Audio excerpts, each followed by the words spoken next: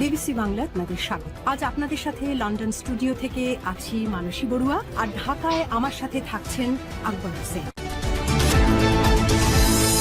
বাংলাদেশের সর্বশেষ গুরুত্বপূর্ণ আপডেট সংবাদে আপনাকে স্বাগত। শুরুতেই সংবাদ শিরোনাম, পরে বিস্তারিত। প্রথমেই জানাবো, গ্যাসের শূন্য সরবরাহ, হবিগঞ্জে 171 কারখানা বন্ধ। হবিগঞ্জে গ্যাসের সংকট ভয়াবহ রূপ নিয়েছে। গত 15 দিন ধরে চাহিদার তুলনায় অল্প গ্যাস সরবরাহ পেলে বুধবার 12 আগস্ট থেকে জেলার অধিকাংশ শিল্প কলকারখানায় গ্যাসের সরবরাহ পুরোপুরি বন্ধ হয়ে গেছে। এতে ছোট বড় মিলে 171টি শিল্প প্রতিষ্ঠানের উৎপাদন কার্যক্রম বন্ধ হয়ে গেছে। কারখানায় ঢাকা থেকে যাওয়া কর্মহীন হয়ে পড়েছে লক্ষাধিক শ্রমিক, কর্মকর্তা ও কর্মচারী। এরপর জানাবো, প্রধানমন্ত্রীর সফর নিয়ে দিল্লির নানামুখী তৎপরতা। প্রধানমন্ত্রী তারেক রহমানকে দ্বিপক্ষীয় সফরে নিতে তৎপর দিল্লি। চলতি মাসেই যেন প্রধানমন্ত্রীর সপরিবারে ভারতে সফরে যান, সেজন্য নানামুখী প্রচেষ্টা চালানো হচ্ছে নরেন্দ্র মোদী সরকারের পক্ষ থেকে। তবে প্রধানমন্ত্রী সফরের জন্য ঢাকাকে প্রলুব্ধ করছে দিল্লি, এমন অভিযোগ করেছেন শহীদুজ্জামান। এদিকে রাজধানীতে নিষিদ্ধ আওয়ামী লীগ এবং অঙ্গ সংগঠনের 53 নেতাকর্মী গ্রেপ্তার। রাজধানীর ভাটারা থানা এলাকায় কার্যক্রম নিষিদ্ধ আওয়ামী লীগ এবং এর অঙ্গ সহযোগী সংগঠনের 53 নেতাকর্মীকে গ্রেপ্তার করেছে ঢাকা মেট্রোপলিটন পুলিশ বা ডিএমপি। এবারে জানাবো, কাঠামোগত পরিবর্তন ছাড়া জুলাইয়ের আকাঙ্ক্ষা পূরণ হবে না বললেন নাহিদ ইসলাম। রাজনৈতিক এবং অর্থনৈতিক কাঠামোয় মৌলিক পরিবর্তন এলেই জুলাইয়ের আকাঙ্ক্ষা পূর্ণ হবে বলে মন্তব্য করেছেন জাতীয় নাগরিক পার্টি এনসিপির আহ্বায়ক ও বিরোধী দলীয় চিফ হুইপ নাহিদ ইসলাম। এবারে জানাবো, ইতালির গোলাবারুদ কারখানায় ভয়াবহ বিস্ফোরণ। ইতালির রাজধানী রোমের দক্ষিণ পূর্ব কোলেফেরো শহরের কাছে একটি গোলাবারুদ কারখানায় ভয়াবহ বিস্ফোরণের ঘটনা ঘটেছে আজ। এই বিস্ফোরণের শব্দ আশপাশের কয়েক কিলোমিটার এলাকা থেকে শোনা গেছে। রয়টার্সের প্রতিবেদনে এই তথ্য নিশ্চিত করা হয়েছে। এবং সর্বশেষ জানাবো, আফগানিস্তানে ভয়াবহ বোমা হামলায় মেয়র নিহত। আফগানিস্তানের রাজধানী শহর থেকে একটু দূরে বাদাখশান প্রদেশের রাজধানী ফাইজাবাদের মেয়র হাবিবুর রহমান মনসুর গাড়ি বোমা হামলায় নিহত হয়েছেন আজ। হাসপাতাল ও পৌরসভা সূত্র থেকে তার মৃত্যুর সংবাদটি নিশ্চিত করা হয়েছে। হাসপাতালের এক নার্স এএফপিকে বলেছেন যে মেয়রকে বহনকারী গাড়িতে বোমা হামলা চালানো হয়েছে, এতে তিনি গুরুতর আহত হন। পরে তার মৃত্যু হয়েছে। নিরাপত্তার কারণে নাম প্রকাশ না করা সত্ত্বেই নার্স এসব তথ্য নিশ্চিত করেছেন। প্রিয় দর্শক, অনেকেই আমাদের দেশের মোল্লারা বলে থাকে যে আফগানিস্তানে শুধু নিরাপত্তা। তাহলে তালেবান ক্ষমতা আসার পর এমন একজন মেয়র কেন নিহত হয়েছে, সেই প্রশ্ন তাদের কাছে। এতক্ষণ শুনছিলেন সংবাদ শিরোনাম, এবারে বিস্তারিত। তবে তার আগে বন্ধুরা, অনুরোধ থাকবে এই সংবাদটিতে একটি লাইক দিন। এই চ্যানেলে আপনি নতুন হয়ে থাকলে আমাদের সংবাদটি দেখতে দেখতে চ্যানেলটি সাবস্ক্রাইব করে রাখুন। কমেন্ট করে বন্ধুরা আপনার মূল্যবান মতামত জানিয়ে দিন আপনি বিশ্বের কোন দেশ থেকে বা বাংলাদেশের কোন স্থান থেকে আমাদের সংবাদটি দেখছেন এবং শুনছেন। আর বন্ধুরা, সংবাদটি আপনার সোশ্যাল মিডিয়া ফেসবুকে শেয়ার করে বন্ধুদেরও দেখার সুযোগ করে দিন। গাজা যুদ্ধে আপনি যদি নিরীহ ফিলিস্তিনিদের ভালোবেসে থাকেন বন্ধুরা, কমেন্টে ইয়েস লিখে পুরো বিশ্ববাসীকে আমাদের এই তাজা আপডেটটি দেখার সুযোগ করে দিন। আর বন্ধুরা, দেখতেই থাকুন আমাদের এই লেটেস্ট আপডেট সংবাদ, এবারে বিস্তারিত। গ্যাসের শূন্য সরবরাহ, হবিগঞ্জে 171 কারখানা বন্ধ। হবিগঞ্জে গ্যাস সংকটে ভয়াবহ রূপ নিয়েছে। গত 15 দিন ধরে চাহিদার তুলনায় অল্প পরিমাণ গ্যাস সরবরাহ পেলেও বুধবার 12 আগস্ট থেকে জেলার অধিকাংশ শিল্প কারখানায় গ্যাসের সরবরাহ পুরোপুরি বন্ধ হয়ে গেছে। এতে ছোট বড় মিলে 171টি শিল্প প্রতিষ্ঠানের উৎপাদন কার্যক্রম বন্ধ হয়ে গেছে। কারখানা চাকা থেমে যায়, কর্মহীন হয়ে পড়েছে 1.5 লক্ষের অধিক শ্রমিক, কর্মচারী, কর্মকর্তারা। তারা মূলত এখন এখন সরকারের দিকে তাকিয়ে আছে, কিন্তু সরকারের পক্ষ থেকে সরকারের যিনি জ্বালানি মন্ত্রী রয়েছেন ইকবাল হাসান মাহমুদ টুকু, তিনি 2001 সালে যখন বিএনপি ক্ষমতায় এসেছিল তখন তাকে মন্ত্রী দেওয়া হয়েছিল বিদ্যুৎ ও জ্বালানি মন্ত্রী। তখন তিনি সারা দেশে সবার হাতে হারিকেন ধরিয়ে দিয়েছিলেন। এবারও তিনি একই কায়দায় সারা দেশে সবার হাতে হারিকেন ধরিয়ে দিয়েছেন।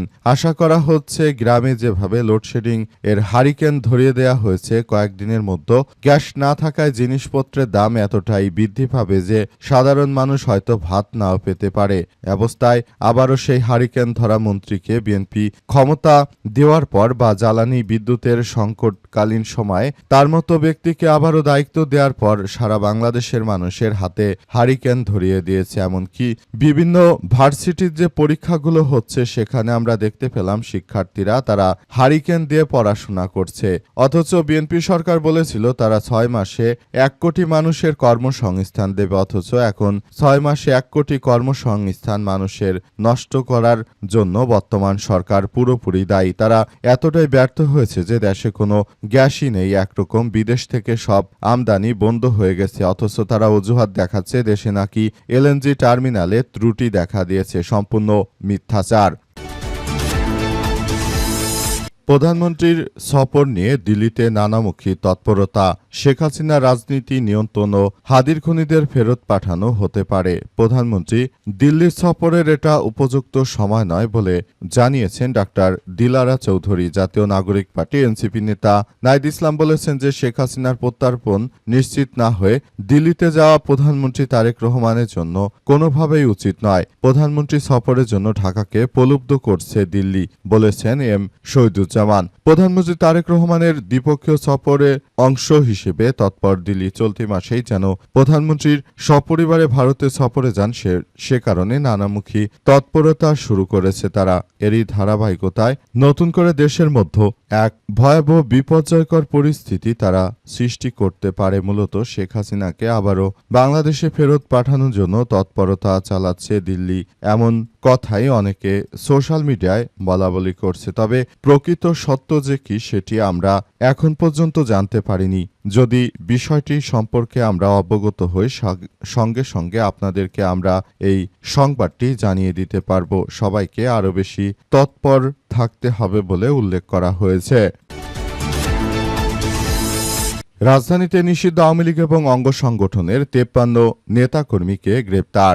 রাজধানী ভাটারা থানা এলাকায় কার্যক্রম নিষিদ্ধ আওয়ামী লীগ এবং এর অঙ্গ সংগঠনের 53 নেতাকর্মীকে গ্রেপ্তার করেছে ঢাকা মেট্রোপলিটন পুলিশ ডিএমপি। আজ রাত 9টার দিকে ভাটারা থানাধীন বসুন্ধরা আবাসিক এলাকা ব্লক 28-এর একটি ভবনে 2য় তলায় ফ্ল্যাট থেকে তাদের আটক করা হয়েছে। ভাটারা সূত্র থেকে জানা গেছে যে আগামী 15 আগস্ট দেশকে অস্থিতিশীল করার জন্য মূলত তারা আওয়ামী লীগের নেতাকর্মীরা তারা সংগঠিত হওয়ার চেষ্টা করছে। তারা মূলত আগামীতে দেশটাকে এক ভয়াবহ বিপর্যয়ের দিকে ঠেলে দিতে চায়। সেজন্য তারা মূলত দেশের মধ্যে এক ভয়াবহ যে বিপর্যয়কর পরিস্থিতির রয়েছে সেটি তারা সৃষ্টি করতে চাইছে। দেশটাকে তারা আবারও সন্ত্রাসের অভয়ারণ্যে পরিণত করতে চায়। দেশটাকে তারা একটি ভয়াবহ বিপর্যয়কর পরিস্থিতি দিকে ঠেলে দিতে চায়। সেজন্যই মূলত তারা এই ধরনের কার্যক্রম চালাচ্ছে বলে অভিযোগ করা হয়েছে এবং সেটি অবস্থায় সবাইকে আওয়ামী লীগের ব্যাপারে আরও তৎপর থাকতে হবে বলে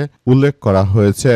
আসলে বর্তমান সময়ে যেভাবে সারা দেশ জুড়ে আওয়ামী লীগের কার্যক্রম চলছে তাতে করে আবারও দেশের মধ্যে এক ভয়াবহ বিপর্যয় ডেকে আনতে পারে তারা। এটি মাথায় রেখেই বিএনপির নেতাকর্মীরা তারাও ব্যাপক সতর্ক অবস্থানে রয়েছে। এই মুহূর্তে আওয়ামী লীগের নেতাকর্মীদেরকে প্রতিহত করতে বিএনপির নেতৃত্ববৃন্দরা বদ্ধপরিকর। তারা মূলত দেশটাকে ভালো অবস্থানে নিয়ে যাওয়ার জন্য এবং আওয়ামী লীগ নেতাকর্মীদেরকে ঠেকানোর জন্য তারা ব্যাপকভাবে প্রচেষ্টা চালাতে শুরু করেছে। অবস্থায় নতুন করে আবারও এক ভয়াবহ বিপর্যয়কর পরিস্থিতির সৃষ্টি হচ্ছে দেশ জুড়ে। কাঠামোগত পরিবর্তন ছাড়া জুলাইয়ের আকাঙ্ক্ষা পূরণ হবে না বললেন নাহিদ ইসলাম। রাজনৈতিক ও অর্থনৈতিক কাঠামোয় মৌলিক পরিবর্তন না এলে জুলাইয়ের আকাঙ্ক্ষা পূরণ হবে না বলে মন্তব্য করেছেন নাহিদ ইসলাম। তিনি মনে করেন দেশটাকে সুন্দরভাবে গড়ে তোলায় এই মুহূর্তে আমাদের জন্য এক ভয়াবহ চ্যালেঞ্জিং ব্যাপার হিসেবে দাঁড় করিয়ে দিয়েছে বিএনপি মূলত দেশটাকে একটি ষড়যন্ত্রমূলক কার্যক্রমের মধ্য দিয়ে এগিয়ে নিয়ে যাওয়ার যে অপচেষ্টা করছে সেটিকে রুখে দেওয়া এই মুহূর্তে আমাদের জন্য এক চ্যালেঞ্জ হয়ে দাঁড়িয়েছে। তিনি আরো জানান যে বিএনপিকে আমরা বিশ্বাস করে তাদের হাতে ক্ষমতার চাবি তুলে দেওয়ার যে সিস্টেম আমরা দেখেছি, কিন্তু দেশ জুড়ে বর্তমান সময়ে তারা দেশের মানুষকে পুরোপুরি হতাশ করে দিয়েছে। এই রাজনৈতিক দলটি তারা আসলে দেশের মানুষের জন্য কিছুই করতে পারেনি, বরঞ্চ তারা প্রতিনিয়ত দেশটাকে একটি ভয়াবহ সন্ত্রাস ও ত্রাসের রাজত্বের দিকে নিয়ে যাচ্ছে। বর্তমান সময়ে সরকার মূলত দেশটাকে এক ভয়াবহ বিপর্যয়কর পরিস্থিতির মধ্যে ঠেলে দিয়েছে। জ্বালানি আমদানি করতে না পারায় দেশ অন্ধকারে ডুবে গেছে। দেশের মানুষ আসলে এই মুহূর্তে বিএনপির উপর কি বিশ্বাস স্থাপন করবে? তাদেরকে আসলে কোনোভাবে বিশ্বাস করা যায় না। তারা ক্ষমতা আসার আগে যেভাবে মিথ্যাচার করেছিল, ক্ষমতা আসার পর তাদের মিথ্যাচারের পরিধি আরো বেড়ে গেছে। তারা জ্বালানি আমদানি করতে পারছে না, অথচ তারা বয়ান দিচ্ছে যে দেশে নাকি সমস্যা হয়েছে। দেশে কোনো সমস্যা নেই, পুরোপুরি সমস্যাই হচ্ছে বর্তমান বিএনপির হাত থেকে রাষ্ট্র কাঠামোকে আবারও পরিবর্তন করতে সবাইকে ঐক্যবদ্ধভাবে লড়াই করতে হবে।